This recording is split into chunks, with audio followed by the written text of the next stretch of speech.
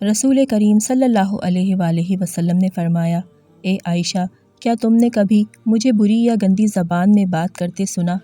یاد رکھو، قیامت کے دن وہ لوگ اللہ کی نظر میں سب سے برے ہوں گے جنہیں لوگ علیحدہ کر دیں گے، ان سے کنارہ کر لیں گے تاکہ ان کی فحش زبان یا گناہ سے اپنے آپ کو محفوظ رکھ سکیں۔ حضرت عائشہ رضی اللہ تعالیٰ عنہا نے فرمایا کہ نبی کریم صلی اللہ علیہ وآلہ وسلم نے فرمایا،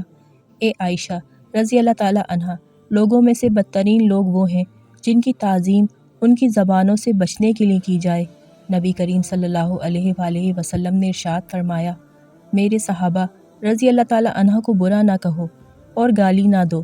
اس ذات کی قسم جس کے ہاتھ میں میری جان ہے، تم میں سے کوئی اگر احد پہاڑ کے برابر سونا بھی خرچ کر دے تو وہ ان کے ایک مد اور نہ ہی ان کے نصف تک پہنچ سکتا ہے۔